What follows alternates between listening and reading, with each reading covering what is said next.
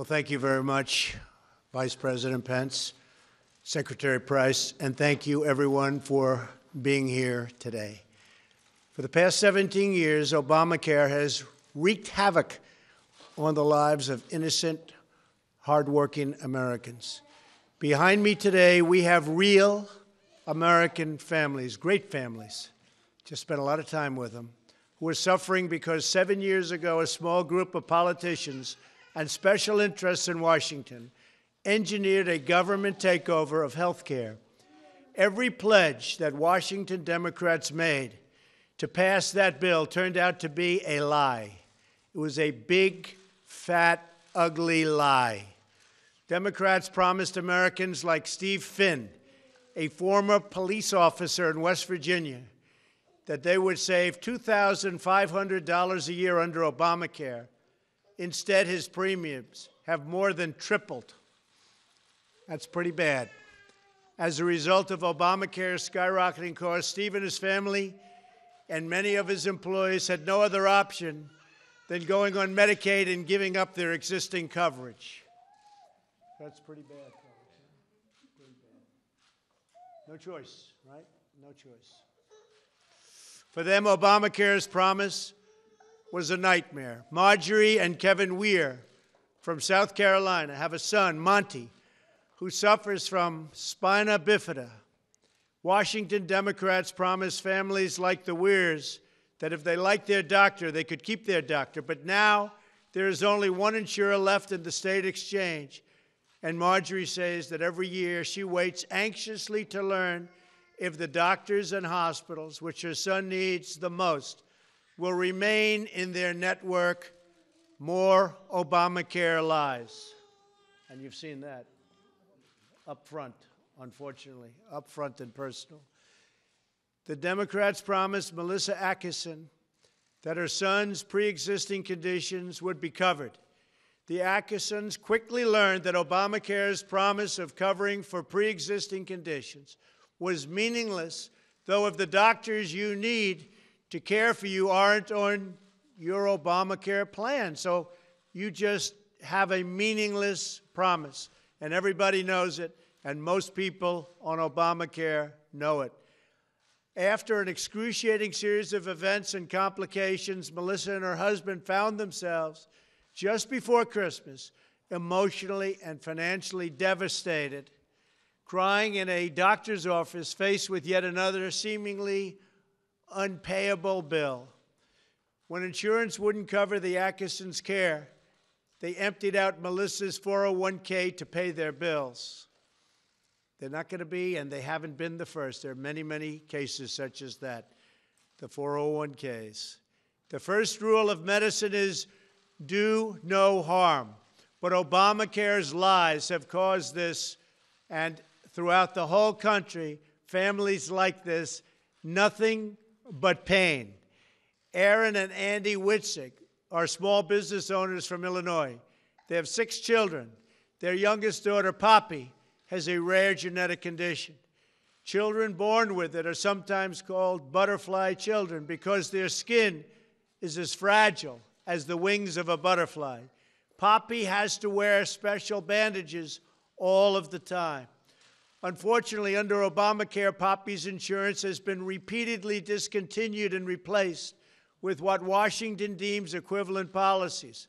But for Poppy, these plans are not equivalent, and Poppy's family has to spend precious time and tremendous resources fighting for exceptions for Poppy. The Washington politicians who made those promises to Steve, Marjorie, Melissa, Aaron, and their beautiful children want to ignore all the pain, all the suffering, and all of the money, the tremendous amounts of money that these lies have caused. They want to forget about the countless Americans they've hurt and the many that they are continuing to hurt every day by refusing to help us replace Obamacare. For the last 7 years, Republicans have been united in standing up for Obamacare's victims. Remember, repeal and replace, repeal and replace. They kept saying it over and over again. Every Republican running for office promised immediate relief from this disastrous law. We as a party must fulfill that solemn promise to the voters of this country to repeal and replace what they've been saying for the last 7 years. But so far, Senate Republicans have not done their job in ending the Obamacare nightmare. They now have a chance, however, to hopefully fix what has been so badly broken for such a long time, and that is through replacement of a horrible disaster known as Obamacare. The Senate is very close to the votes it needs to pass a replacement. The problem is we have zero help from the Democrats. They're obstructionists. That's all they are. That's all they're good at, is obstruction, making things not work. They say all the right things, and then they do exactly what they're not supposed to be doing. The Democrats aren't giving us one vote, so we need virtually every single vote from the Republicans. Not easy to do. The Senate bill that is being considered outside of the outright repeal of Obamacare will also provide emergency relief for the law's victims, and it will deliver truly great health care and health care reforms that our citizens want, need, and really should be demanding. Some are demanding. You'll see that at the voter booth, believe me. Here are just some of these terrific reforms that we will be doing if everything works out the way it should. The Senate bill eliminates the painful individual mandate. It eliminates the job-killing employer mandate, repeals other burdensome taxes, and will significantly lower Americans' premiums. It will stabilize collapsing health insurance markets and give Americans far more choice and far more flexibility. The Senate bill protects coverage for pre-existing conditions, and you don't hear this from the Democrats. They like to tell you just the opposite, and they didn't even know the bill.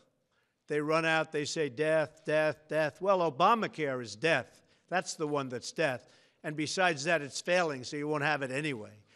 It dramatically expands popular health savings accounts. It provides tax credits so Americans can purchase a private plan that is right for them and their families. It devotes substantial resources to fight the opioid, and this is a tremendous problem, the opioid epidemic.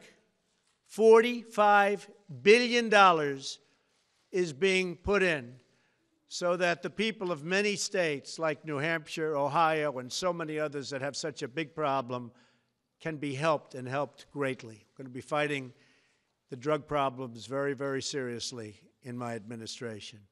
And it provides, among many other things, higher quality care and more flexibility for states to administer Medicaid to better serve their poorest citizens.